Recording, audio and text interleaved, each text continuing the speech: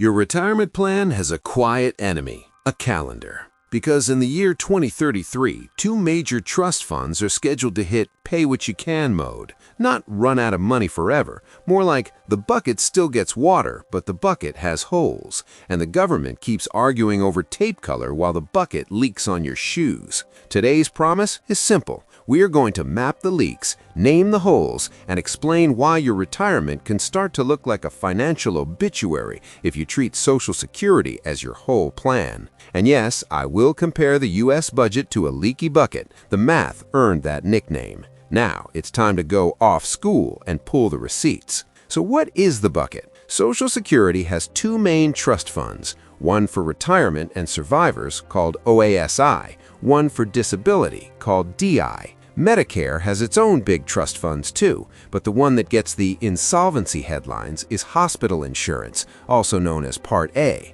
These trust funds collect money from payroll taxes and other sources, then pay benefits. When income is not enough, they use reserves. When reserves hit zero, benefits do not stop. The program keeps collecting money, it just cannot legally pay full scheduled benefits without Congress changing the law. That is the key phrase, by law. That means the cut can happen without a new vote. Congress can argue, delay, and still trigger the trim by doing nothing. According to the Social Security and Medicare Trustees Summary, the OASI Trust Fund can pay full scheduled benefits until 2033.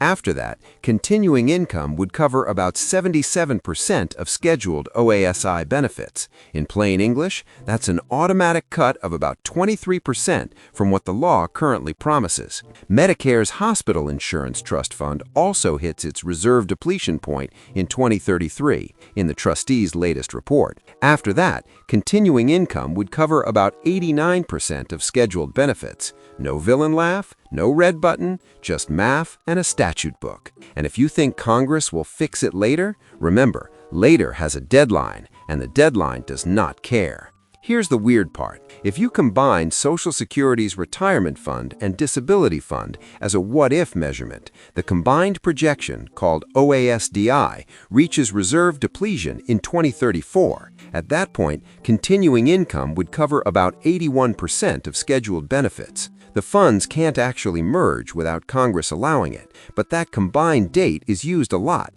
because it gives a single, whole program snapshot. So depending on what headline you read, you see 2033 or 2034. Both can be true because they're measuring slightly different buckets. Pause. Quick reality check. If you're planning retirement like this, Social Security will handle the basics. What happens when the basics becomes 77% of the basics? Do you have a backup plan, or are you just hoping it works out? So why is this happening? The short answer is not spooky, it's boring. More retirees, fewer workers per retiree, and health costs that love climbing stairs two at a time.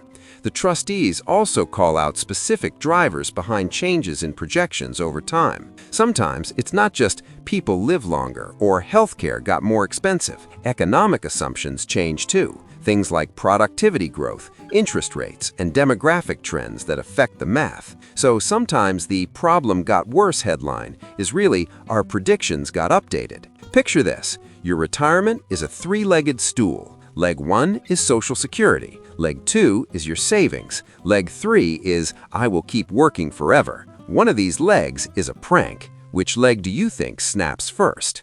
Next, the other giant in the room is the federal budget. People think Congress fights over the budget like it's a one pile of money on a table. It's not. A huge chunk of federal spending is mandatory spending. That means it runs on autopilot under existing laws unless lawmakers change the laws. Another chunk is discretionary spending, the part Congress votes on each year. And then there's interest on the debt, which is the you already bought it, you already owe it section.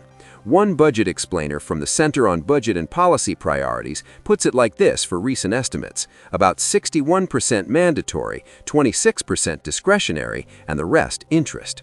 So when you see screaming matches over discretionary cuts, you're watching people argue over the smaller slice. The big slice is already in the oven. Want a cleaner way to feel this? A Reuters breakdown of a stopgap funding bill spelled out that these fights mainly covered discretionary spending, about 1/3 of the federal budget. Social Security, Medicare, and Medicaid aren't inside that annual appropriation fight, and interest isn't either. So the budget battle you see on TV often skips the true giants. The giants keep walking. This is the moment that makes this a financial obituary story. Doing nothing is a choice. It's just a choice with no press conference. If lawmakers do nothing before those reserve depletion dates, the system shifts automatically to payable benefits. That's not a theory. The trustees spell it out as a payable percentage after reserve depletion. OASI at 77%, OASDI at 81%, Medicare Hospital Insurance at 89%. Quick glove touch to the algorithm. Tap like. You just sat through trust fund alphabet soup. You earned a button press. So who pays and who wins when nothing happens? Retirees pay through smaller checks, or through higher out-of-pocket costs if health coverage tightens up, or through family members filling gaps. Workers pay through uncertainty, because you can save, but you can't save against surprise rule changes unless you plan for them.